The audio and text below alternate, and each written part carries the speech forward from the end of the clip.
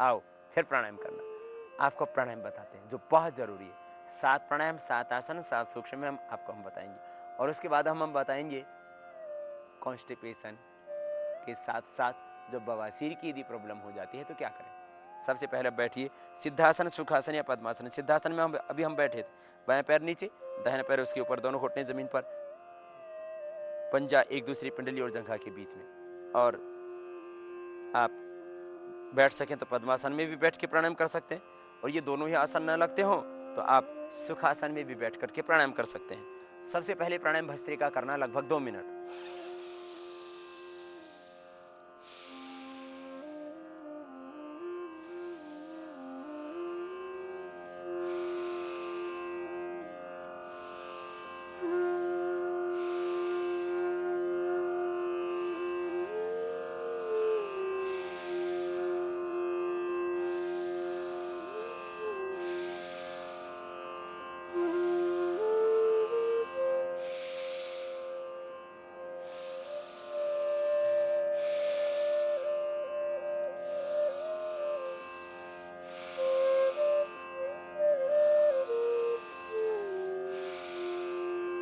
दो मिनट ये भस्त्रिका प्राणायाम करना आप रोज, और अपने आप को दिव्यता से भरना, प्रभु की कृपा से भरना, उसकी ज्योति से, उसकी शक्ति से भरना।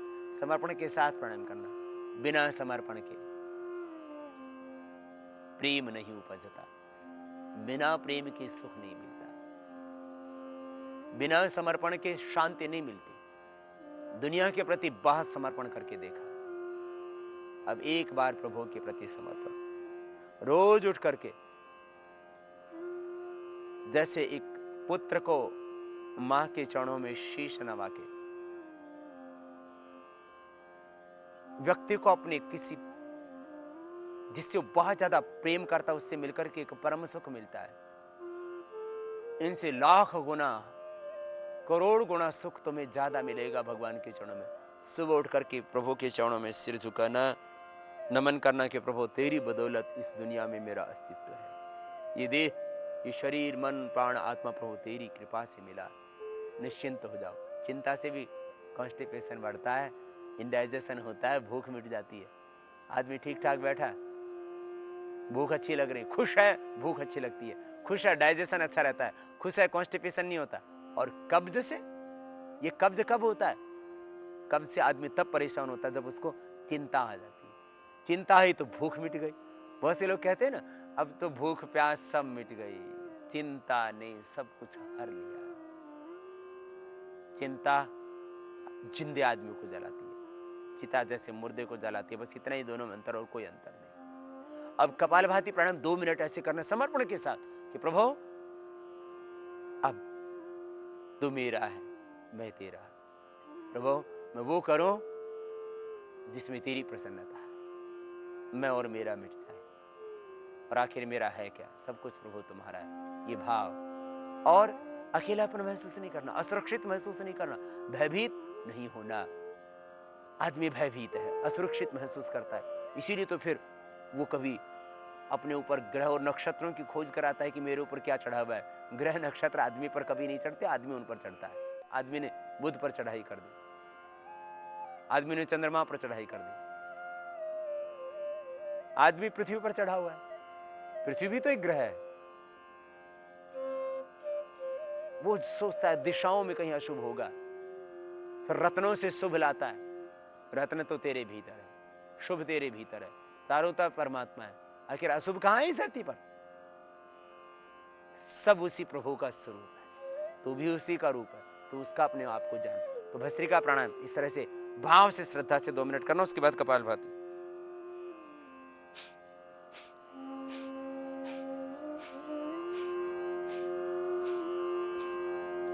श्वासों को बाहर छोड़ो और मन में विचार करो, मेरी आंतें स्वस्थ हो रही हैं, मेरी आंतें सबल हो रही हैं, आंतों की कमजोरी दूर हो रही है।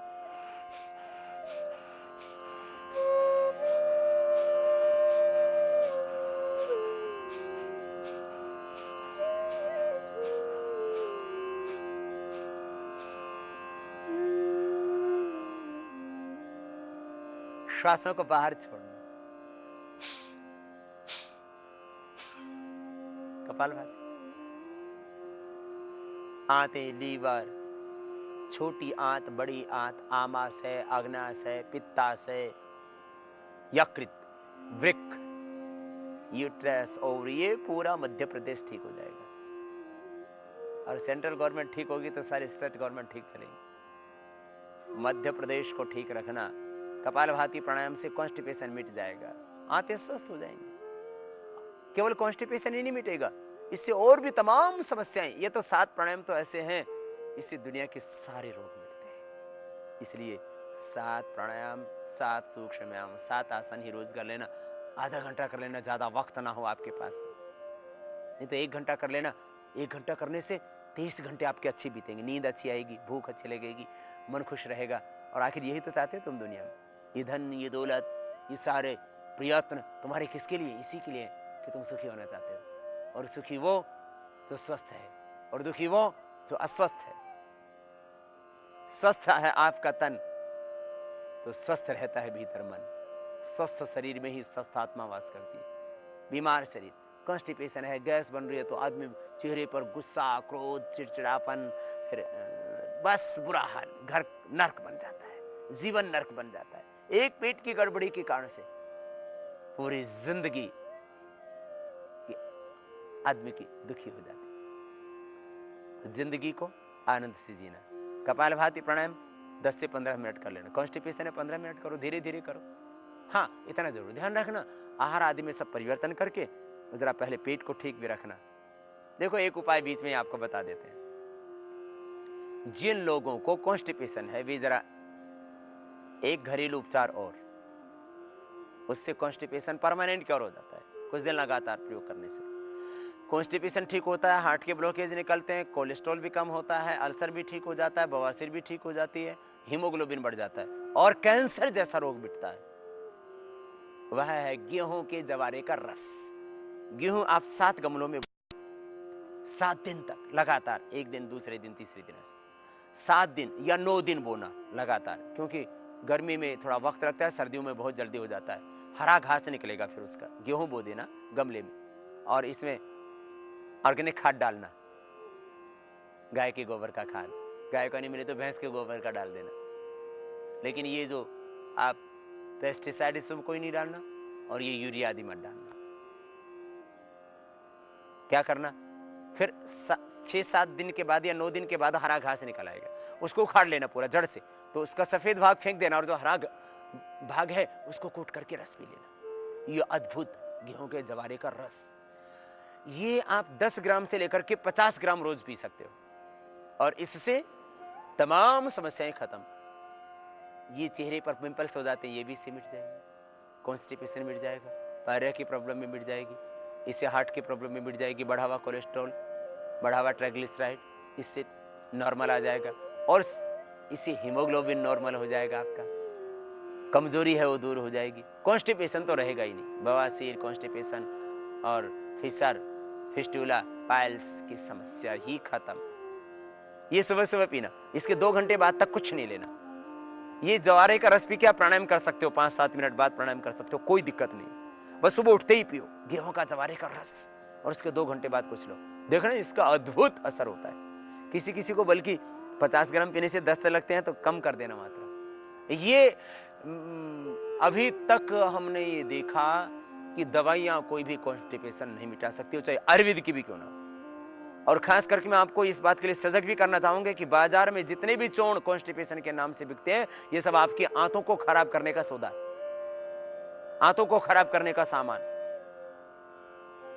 कर लेना आप आंतें खराब यदि करनी है, नहीं तो आप गेहूं का जवारा प्रयोग करो, लौकी का जूस प्रयोग करो, आदत भी नहीं पड़ेगी, ये आपके भोजन में शामिल है। लौकी का जूस आप जिंदगी भर पी सकते हो, कोई हानि नहीं। आदमी जब से पैदा होता है मरते दम तक रोटी खाता है, दूध पीता है, कोई हानि थोड़ी। लेकिन ये सनाए, ये दूसरी जड़ी बूटियां या हरड़, ये रोज नहीं खाने की चीज होती, त्रिफला भी क्यों ना। मेरे भाई, आप गेहूं के जवारे का प्रयोग कर लें, सबसे अच्छी चीज कॉन्स्टिपेशन के लिए और भी तमाम समस्याओं के लिए। घरों में ये प्रयोग करो, अंकुरित अन्न का और गेहूं के जवारे का अन्न का प्रयोग करो। तुलसी घर में लगाओ, सदाबहार घर में लगाओ, अच्छी अच्छी चीजें। आप यदि आपकी अपनी कोठी है तो उसी के अंदर आप लौकी की एक बेल लगा दीजिए ना। सब लोग कहते हैं स्वामी जी पेस्टिसाइड्स बहुत ज्यादा बढ़ गए और हमें अच्छी सब्जियां नहीं मिलती। तुम्हारे घर में जब इतनी बड़ी कोठी, इतना बड़ा मकान है, तो उसके अंदर एक लौकी की बेल लगा दीजिए, तोरी की बेल लगा दीजिए। एक लौकी पर इतनी लौकियां लगेंगी कि पड़ोसी भी खा लेंगे। घर में लगा लो। आप गेहूं का, जवारे का प्रयोग करें, बहुत अच्छा है कॉन्स्टिपेशन सहित और तमाम समस्याओं के लिए। कपालभाति प्राणायाम प्राणायाम करते रहा करो, मेरी बातें सुनते सुनते। खाली बैठ करके सीरियल की तरह नहीं सुना करो।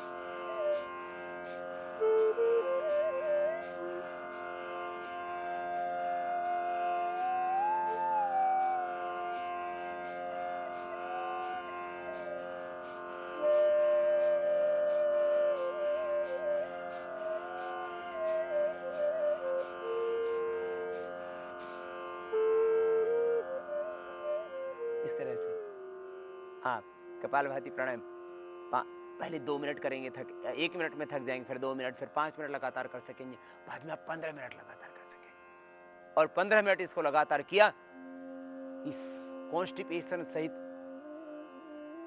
सब बीमारियां खत्म। भीतर का डाइजेशन सिस्टम अच्छा हो जाएगा, भीतर का संतुलन मिट जाएगा, जो खाएंगे वो हजम हो जाएगा, तुम ठीक हो जाओगे, खाया पिया शरीर में भी लगेगा, और खा पी करके ज्यादा मोटे तगड़े होगे तो कम भी हो जाएगा, सब कुछ बैलेंस। ये कपालभाति प्राणायाम 5 मिनट से प्रारंभ करके 15 मिनट तक, और फिर कॉन्स्टिपेशन हो ही नहीं सकता, रह ही नहीं सकता। अद्भुत प्राणायाम। इसके बाद बाह्य प्राणायाम, श्वास को अंदर भरेंगे, बाहर छोड़ करके बाहर रोक देंगे। त्रिबंध के साथ थोड़ी को कंठों पे लगाएंगे, पेट को सिकोड़ के पीठ से लगाएंगे, नाभि से नीचे वाला भाग को ऊपर खींच कर रखेंगे, मूल बंद। पेट को सिकोड़ के पीठ से लगा देंगे, उद्यान बंद। थोड़ी को कंठकोप से लगा देंगे, जाल अंदर बंद। 3 बंद लगेंगे। याद रखना, जिनको हार्ट हाई बीपी की प्रॉब्लम है बिल्कुल नहीं करना, जिनको सर्वाइकल पेन है वो जाल अंदर बंद ना लगाना, बहुत कमजोर व्यक्ति जिनको एपिलेप्सी के दौरे पड़ते हैं वो ना करना। श्वास को बाहर छोड़ के बाहर रोक देंगे त्रिबंध के साथ। बाह्य प्राणायाम।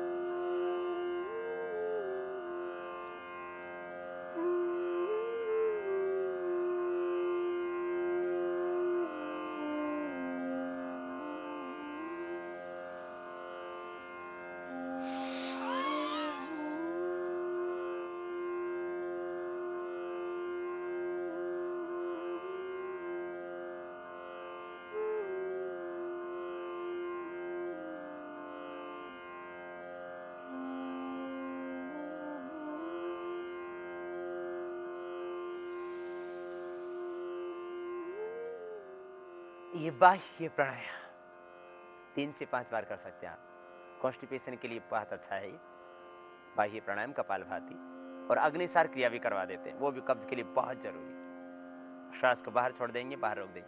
कब्ज, गैस, पेट की समस्याएं, डायबिटीज आदि के लिए ये कपालभाति तो बस रामबाण है। आपने कपालभाति और अनुलोम विलोम ये 2 ही प्राणायाम कर लिए तो बस तर जाओगे आप जिंदगी में। अब अग्निसार क्रिया, श्वासों को बाहर छोड़ के बाहर रोक देंगे और पेट को अंदर खींचेंगे, ढीला छोड़ेंगे। पेट के लिए बहुत जरूरी।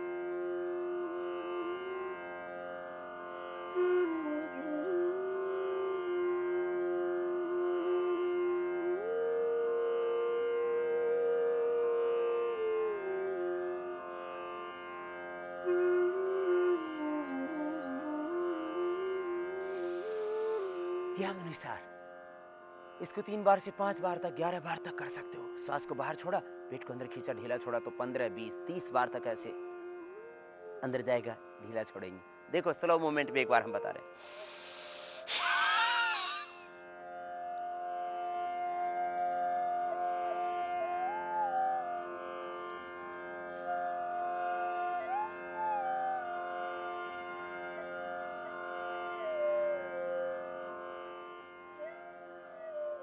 ये अग्निसार पेट के लिए बहुत जरूरी है। यदि आपको कॉन्स्टिपेशन है, और एक खास बात, कब्ज के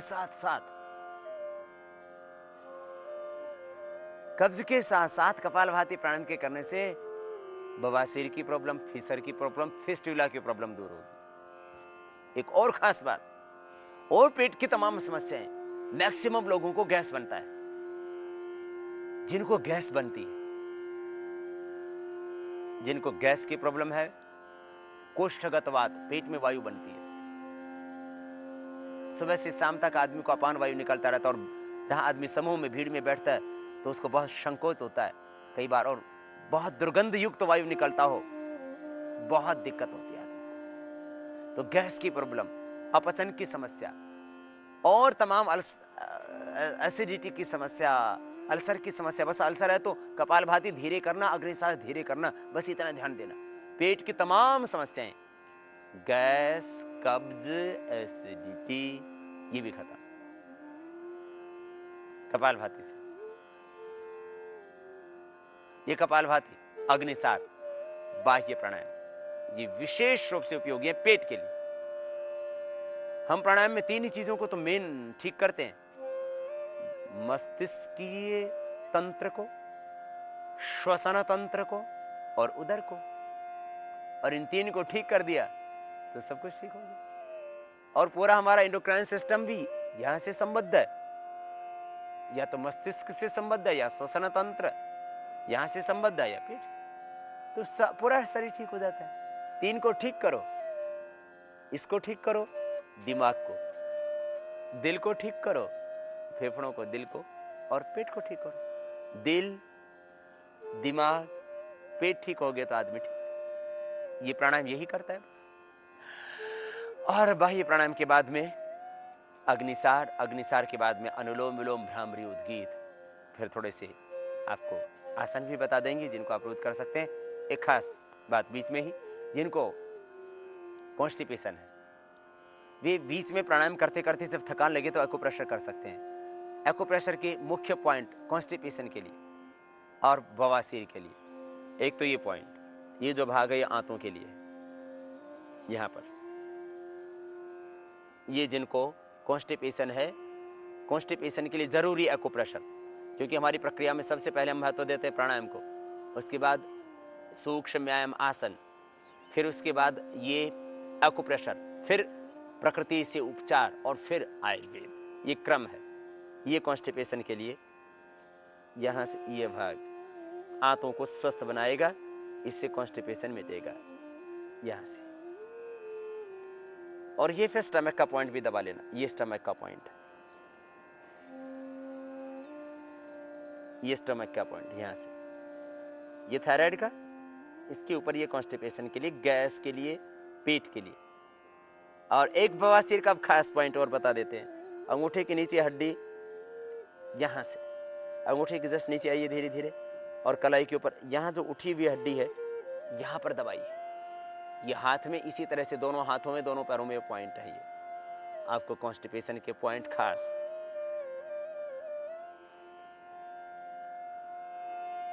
ये कॉन्स्टिपेशन के लिए, कॉन्स्टिपेशन फिशर फिस्टुला के लिए। अब खास पॉइंट, बवासीर की प्रॉब्लम है, यहां से ठोड़ी को दबाइए, ठोड़ी को यूं दबाने से कॉन्स्टिपेशन दूर होता है, कब्ज, कॉन्स्टिपेशन। और शौच जाते समय दांतों को दबाइए, दांत भी स्वस्थ होंगे और कॉन्स्टिपेशन नहीं होगा। दांत दबा करके शौच जाइए आप। और शौच जाने के लिए इंडियन टॉयलेट में बैठिए। यदि आपको घुटनों में बहुत ज्यादा दर्द है तो मैं नहीं कहता, बाकी आप इंडियन टॉयलेट में यूं बैठते हैं, इससे कॉन्स्टिपेशन ऐसे ही नहीं होता। ये जो कमबोर्ड है इसी ने आदमी को कॉन्स्टिपेशन कर दिया, और इसीलिए आदमी के पेट खराब हो गया। ऐसे बैठना, भारतीय स्टाइल से टॉयलेट जाना, भारतीय स्टाइल से खाना खाना, ये अपने आप में लाभप्रद है। देखो ये आंतों के पॉइंट, पिंडली दबाने से आंतें ठीक हो जाती है। उल्टे लेट करके या तो किसी दूसरे व्यक्ति से दबाएं या खुद भी ये पिंडलियां दबाएं, इससे आपके आंतें स्वस्थ हो जाएंगी। ये दबाइए पिंडलियां पीछे से, जो काफ है इसको दबाना है, पिंडली दबाने से आपकी आंतें स्वस्थ हो जाएंगी। ये दबाइए पिंडलियां, पिंडली दबाने से आंतें स्वस्थ हो जाती हैं। दूसरे व्यक्ति से दबा लीजिए आप। पेट में गैस है वो भी खत्म हो जाएगी, इससे आंतें स्वस्थ होंगी, अल्सर की प्रॉब्लम दूर होगी, कोलाइटिस की, मुकस, आंख की प्रॉब्लम दूर होगी, पेट की सारी समस्याएं, पेट जिनका दुखता रहता है, आंतों पर सूजन है, लीवर पर सूजन है, सब ये पिंडली दबाने से ठीक हो जाती है। ये बहुत अच्छी चीज है, इसको भी कीजिए। थोड़ा प्रकृति का सहारा लें। यदि आपको बहुत ज्यादा बवासीर है, फिशर की प्रॉब्लम है, तो आप जो एक हम घरेलू उपचार बताते हैं, सुबह खाली पेट प्राणायाम आदि करने के बाद खाली पेट नाश्ता आदि करने से 1 घंटा पहले कम से कम गाय का गर्म करके ठंडा दूध, गर्म करके ठंडा किया हुआ दूध 1 कप, 1 नींबू ले लीजिए, नींबू को हाथ में पकड़ के 11 बार ओम या गायत्री का ध्यान कीजिए, जाप कीजिए, काट लीजिए उस नींबू को और डाल करके उस ठंडे गाय के दूध में, 1 कप दूध में उसको यूं डालना और तुरंत पी जाना। 1 बार से लेकर के 3 बार, किसी किसी को 7 बार ये प्रयोग करना पड़ता है, सुबह सुबह खाली पेट। 3 से 7 दिन में कैसी भी बवासीर हो, फिशर हो, फिस्टुला हो, ठीक होता है। किसी को इससे लाभ ना हो तो एक दूसरा उपाय, कपूर, देसी कपूर, दवा वाला कपूर, ढेला कपूर, भीमसेनी कपूर, ये अलग अलग उसी देसी दवा वाले कपूर के नाम। देसी कपूर, ढेला कपूर, भीमसेनी कपूर, दवा वाला कपूर चने के बराबर ले लेना। ज्यादा बड़ा लेंगे तो चक्कर आएंगे, इसलिए चने के बराबर ही ले, जो बताया जा रहा है उसका ध्यान से सुने।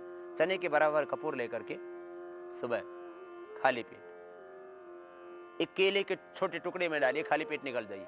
ये बवासीर के लिए, फिशर के लिए बहुत ही अच्छी चीज है। खूनी बादी दोनों तरह की बवासीर केले से, कपूर से ठीक हो जाती है। नींबू का प्रयोग, कपूर वाला प्रयोग, ये दोनों भी यदि किसी को न सफल हो फिर भी तो क्या करना, नारियल जो होता है उसके ऊपर दाढ़ी होती है, तो नारियल की जो भूरे रेशे की जो दाढ़ी होती है उसको राख बना लें और राख बना करके 3-3 ग्राम सुबह, दोपहर, शाम 3 बार छाछ से ले लें। ऐसा एक ही दिन प्रयोग करने से ओवर ब्लीडिंग की प्रॉब्लम और ब्लीडिंग वाली बवासीर ठीक हो जाती है। नारियल के जो रेशे हैं भूरे रंग के, उनकी भस्म राख बना करके छाछ से सुबह, दोपहर, शाम 3 बार 3-3 ग्राम ले लेना। फिर भी यदि किसी को बवासीर है तो एक घर में एक दवाई बना लेना। क्या? बकायन। बकायन गोल गोल उसकी जो है गुठली होती है, बकायन 100 ग्राम, नीम की निमोली 100 ग्राम, छोटी हरड़ 100 ग्राम, नीम की निमोली, बकायन, नीम की निमोली की गिरी लेनी है, नीम की निमोली की गिरी, बकायन और छोटी हरड़, ये 100-100 ग्राम ले लेना। और शुद्ध रसोंत, रसोंत मिल जाए किसी को बहुत अच्छी बात है, वो सुबह खाली पेट, शाम को खाली पेट 1-1 चम्मच ले लेना। 100-100 ग्राम लेके पाउडर कर लेना और 1-1 ग्राम, 1-1 चम्मच सुबह शाम खाली पेट पानी के साथ ले लेना, पाइल्स की प्रॉब्लम अच्छी हो जाएगी। आयुर्वेद में भी हरड़ का तो बहुत प्रयोग है, अभ्यारिष्ट आदि, कॉन्स्टिपेशन, बवासीर दोनों के लिए देते हैं। कुमारियासव दोनों के लिए प्रयोग करते हैं, पेट की कोई भी शिकायत है। घृत कुमारी का गुद्दा, घृत कुमारी का रस, ये भी सुबह खाली पेट पीने से कॉन्स्टिपेशन सहित इंडाइजेशन की और ये तमाम समस्याएं एसिडिटी आदि की मिट जाती है। बहुत सारे प्रयोग हो सकते हैं, आपको जितने बताएंगे उतने कम पड़ेंगे। सबसे बड़ा प्रयोग है प्राणायाम करो, कपालभाति, बाह्य और अग्निसार। उसके बाद में कुछ और अभ्यास, अनुलोम विलोम प्राणायाम करना बाह्य प्राणायाम के बाद, अग्निसार और बाह्य प्राणायाम करने के बाद अनुलोम विलोम, क्योंकि कपालभाति प्राणायाम कॉन्स्टिपेशन में ज्यादा लाभ करता है, इसलिए उसकी मात्रा बढ़ा देना। चाहे आप अनुलोम विलोम 10 मिनट कर देना 15 मिनट की बजाय, उसको आप 15 से 20 मिनट कर सकते हो। अनुलोम विलोम ये भी धीरे धीरे अभ्यास बढ़ाना, 5 से 15 मिनट इसका फुल टाइम है। यदि कॉन्स्टिपेशन आदि है तो आप कपालभाति की मात्रा बढ़ा के इसकी थोड़ी सी कम कर सकते हैं, 10 मिनट कर सकते हैं। दाहिने नाक को बंद करना, बाएं से श्वास भीतर गहरा भरना, दाएं से बाहर छोड़ देना, फिर दाएं से लेना,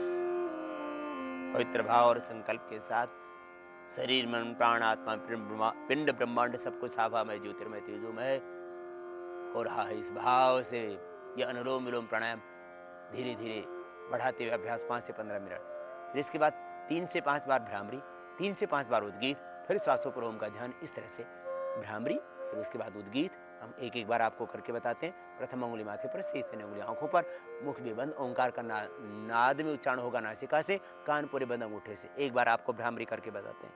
भ्रमर की तरह ओंकार गुंजायमान होगा भीतर से। आज चक्र में मन की एकाग्रता, वहां पर एक आभा ज्योति आलोक प्रकाश सहज उत्पन्न होगा, मन भी शांत हो जाएगा।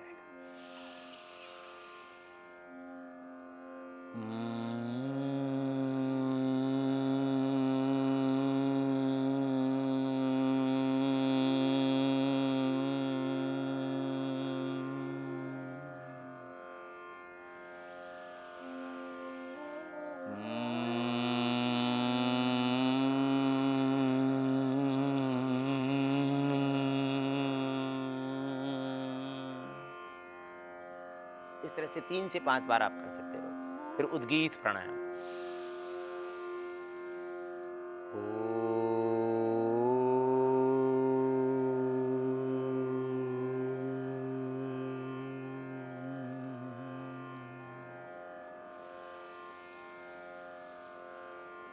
श्वास भीतर गहरा भर के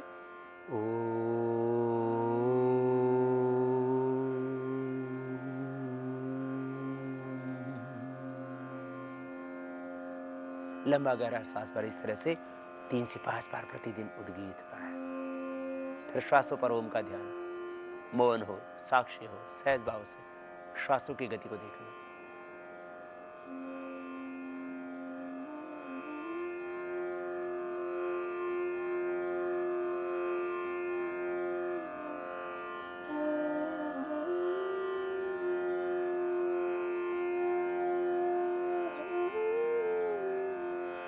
दोनों हाथों को ऊपर उठाना, आपस में रगड़ना और गरम गरम हथेलियों की ऊर्जा का उष्मा कंदन आंखों पर करना, आंखें खोल लेना। इस तरह से ये प्राणायाम रोज कर लेना।